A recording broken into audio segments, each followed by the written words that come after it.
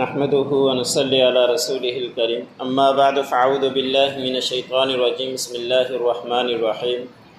ان ابراهيم كان امة قانتا لله حنيفا ولم يك من المشركين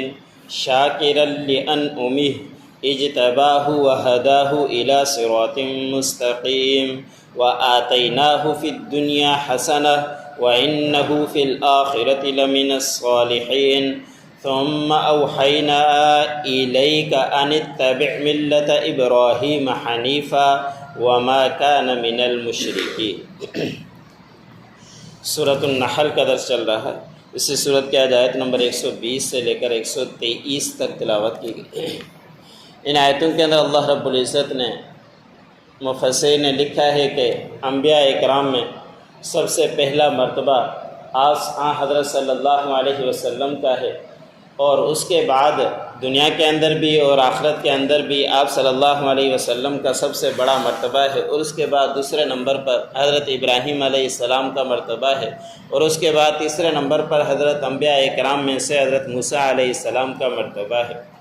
حضرت ابراہیم علیہ السلام ایک سی شخصیت تھی کہ یہودی کہا کرتے تھے کہ حضرت ابراہیم علیہ السلام یہودی تھے، عیسائی کہا کرتے تھے کہ حضرت ابراہیم علیہ السلام عیسائی تھے، اور مشرکین کہا کرتے تھے کہ حضرت ابراہیم علیہ السلام مشرک تھے۔ ہم سب انہی کی پیروی کرنے والے ہیں۔ حضرت ابراہیم علیہ السلام کی ہر قومیت اس کو کھینچنے کے لیے تیار ہوا کرتی تھی،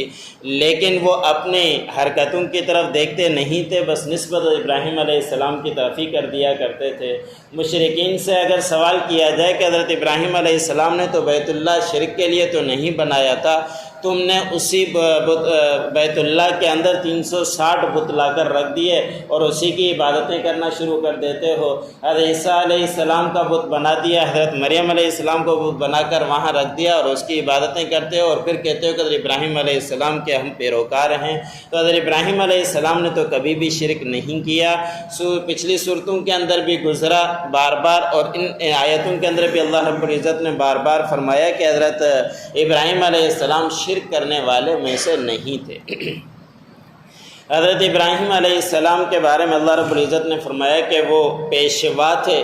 اور امتن کا لفظ ہے، دو تین معنی کے اندر مفسرین نے لکھا ہے۔ ایک یہ کہ پیشوا تھے کہ جہاں پہ بھی جس طرح کے ایک گروہ پورا کام کرے، حضرت ابراہیم علیہ السلام اتنا کام کیا کرتے تھے دین کی دعوت کے متعلق بھی، اور ہر کام اسی طرح کے سر انجام دیا کرتے تھے۔ قانتاً فرما بردار تھے۔ حضرت ابراہیم علیہ السلام ایسے فرما بردار تھے کہ اللہ رب العزت نے حکم دیا کہ اپنے ملک کو چھوڑ دو۔ حضرت ابراہیم علیہ السلام نے اپنا ملک چھوڑ دیا۔ جب بچے کی ولادت ہوئی اور بڑی عمر کے بعد ولادت ہوئی تو اللہ رب العزت کی طرف سے حکم آیا کہ اپنے بچے اور ایلیا کو بیابان جنگل کے اندر چھوڑ کر آؤ۔ اتنی فرما برداری کہ معصوم بچے کو بھی جنگل بیابان کے اندر چھوڑ کر آگے۔ اور اس کے بعد حکم ہوا کہ حضرت ابراہیم علیہ السلام حضرت اسماعیل علیہ السلام جب چلنے کے برابر ہوئے تو حکم ہوا کہ اس کو ذبح کر دو۔ تو حضرت ابراہیم علیہ السلام اس کو لٹا کر چھری چلانا بھی شروع کر دی۔ تو ہر بات کے اندر حضرت ابراہیم علیہ السلام فرما بردار تھے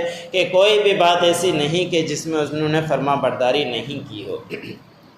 اور اللہ ہی کے لیے وہ یکسو تھے، عبادتیں کیا کرتے تھے، خالص اللہ رب العزت کے فرما بردار تھے۔ پھر فرمایا کہ حضرت ابراہیم علیہ السلام شرک کرنے والوں میں سے نہیں تھے، اور اللہ رب العزت کی نعمتوں کا شکر گزاری بھی کرنے والے تھے۔ حضرت ابراہیم علیہ السلام کے متعلق آتا ہے کہ حضرت اسماعیل علیہ السلام کو الگ چھوڑ دیا، اور بنو جرہم جس کی تفصیل حضرت ابراہیم علیہ السلام کے واقعے کے اندر آتی ہے کہ جب حضرت ابراہیم علیہ السلام نے اپنے بچے اسماعیل کو حجرہ کو چھوڑ کر چلے گئے تھے تو وہاں کوئی چیز نہیں تھی، پر اسماعیل علیہ السلام کے ایڑی مارنے سے پانی نکلا تھا۔ تو جب پانی نکلتا ہے تو پھر پرندے بھی آتے ہیں اور لوگ پانی کو دیکھ کر ہی وہاں رہائش اختیار کرتے ہیں۔ آج کے دور کے اندر بھی کوئی لوگ وہاں رہائش نہیں کرتے جہاں پانی کی پریشانی ہوا کرتی ہے، پانی کی سہولیات دیکھتے ہیں تو وہاں رہائش اختیار کر دیتے ہیں۔ وہاں سے ایک قافلہ گزرا بنو جرہم کا، تو انہوں نے بھی سوچا کہ یہاں پانی ہے، تو انہوں نے رہائش اختیار کر دی حضرت ہاجرہ سے اجازت لے کر، اور پھر کافی دن کے بعد وہ بڑھتی گئی تعداد، تو انہی میں سے حضرت اسماعیل علیہ السلام نے ایک عورت کے ساتھ شادی کر دی تھی، وہاں رہائش اختیار کر دی تھی۔ حضرت ابراہیم علیہ السلام شام سے کبھی کبھی حضرت اسماعیل علیہ السلام کے ساتھ ملنے آیا کرتے تھے، تو ایک دن حضرت ابراہیم علیہ السلام اپنے بچے کے ساتھ ملنے کے لیے آئے، تو اس وقت حضرت ابراہیم علیہ السلام گھر کے اندر نہیں تھے۔ حضرت ابراہیم علیہ السلام نے پوچھا کہ کہاں ہیں، تو انہوں نے کہا کہ شکار کرنے کے لیے گئے ہیں اور 2-3 دن کے بعد آتے ہیں۔ اور پھر حضرت ابراہیم علیہ السلام نے سوال کیا کہ گھر کی کیا کیفیت ہے، تو اس عورت نے کہا، ایلیا نے کہا کہ بڑی تنگی ہے، شکار کھاتے ہیں، زمزم پیتے ہیں اور کچھ بھی نہیں ہوتا۔ تو حضرت ابراہیم علیہ السلام نے فرمایا کہ غیر عتبۃ باب، کہ جب حضرت ابراہیم علیہ السلام آئے تو ان کو یہ پیغام دے دینا کہ غیر عتبۃ باب۔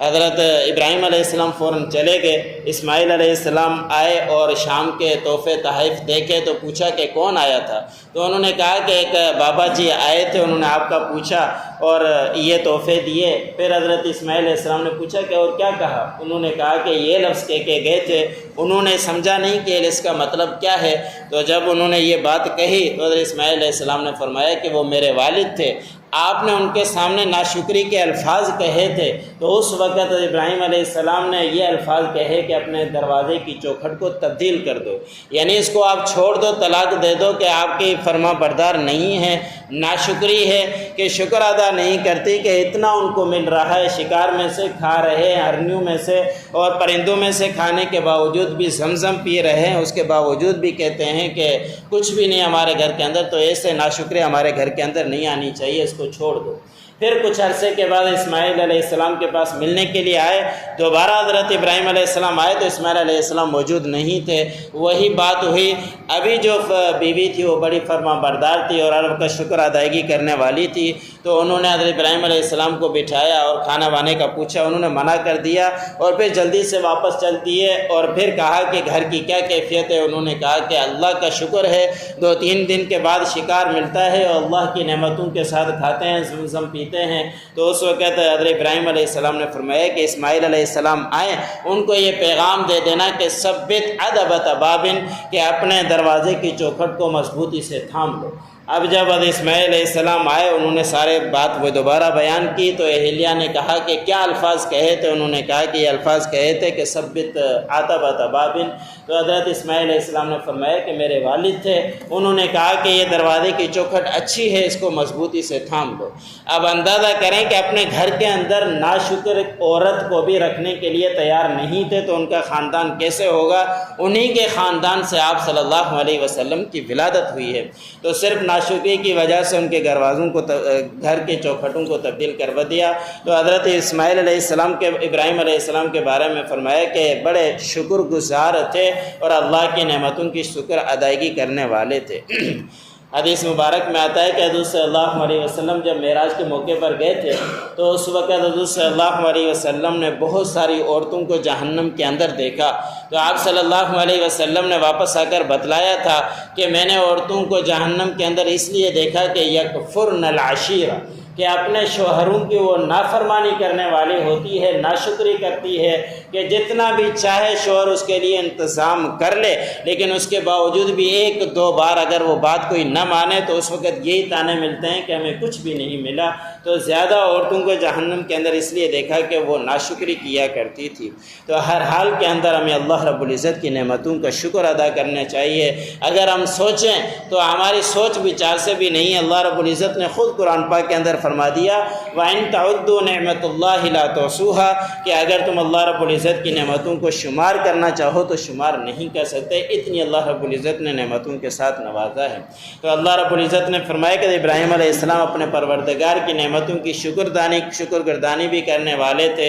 اور اللہ رب العزت نے ان کو چن لیا تھا اور ان کی رہنمائی کی سیدھے راستے کی طرف، اور ہم نے ان کو دنیا کے اندر بھی اچھا بدلہ دیا اور آخرت میں بھی ان کو اچھا بدلہ دیں گے، اور بے شک وہ آخرت میں نیکوں میں سے ہوں گے۔ پھر اللہ رب العزت نے فرمایا کہ ہم نے آپ صلی اللہ علیہ وسلم کی طرف بھی وحی کی کہ ابراہیم علیہ السلام کی دین کی پیروی کیجیے، اور وہ جس طرح یکسو ہو کر عبادتیں کرنے والے تھے آپ بھی اسی طرح کریں۔ درود شریف جو پڑھتے ہیں اس میں آپ صلی اللہ علیہ وسلم کے آل کے لیے بھی اور اپنے لیے بھی حضرت ابراہیم علیہ السلام کے آل کے لیے بھی دعائیں کیا کرتے ہیں، یہی ہمارے لیے سبق ہے اور درود شریف کی اسی لیے فضیلت ہے۔ پھر فرمایا کہ حضرت ابراہیم علیہ السلام نہیں تھے مشرکین میں سے، جو مشرک کہا کرتے ہیں کہ حضرت ابراہیم علیہ السلام شرک کرنے والے تھے، تو حضرت اسماعیل علیہ السلام کوئی مشرک نہیں تھے۔ ان ابراہیم کان امۃ قانتا للہ حنیفا، بے شک ابراہیم علیہ السلام ایک گروہ تھے، ایک پیشوا تھے اور فرما بردار تھے اللہ رب العزت کے، اور یکسو ہو کر عبادت کرنے والے تھے اللہ رب العزت کی۔ ولم یک من المشرکین، اور اللہ رب العزت کی اور وہ نہیں تھے مشرکین میں سے۔ شاکرا لانعمہ، وہ اپنے پروردگار کی نعمتوں کی شکر ادائیگی کرنے والے تھے۔ اجتباہ وہداہ الی صراط مستقیم، اس کو چن لیا اللہ رب العزت نے اس کی رہنمائی کی سیدھے راستے کی طرف۔ وآتیناہ فی الدنیا حسنہ، اور اللہ رب العزت نے فرمایا کہ ہم نے ان کو دی دنیا کے اندر بھی بھلائی۔ وانہ فی الآخرۃ لمن الصالحین، اور بے شک آخرت میں بھی وہ نیکوں میں سے ہوں گے۔ ثم اوحینا الیک، پھر ہم نے وحی کی آپ کی طرف، ان اتبع ملت ابراہیم حنیفا، کہ آپ پیروی کیجئے ابراہیم علیہ السلام کی جو یکسو ہو کر عبادتیں کرنے والے تھے۔ وما کان من المشرکین، اور نہیں تھے وہ شرک کرنے والوں میں سے۔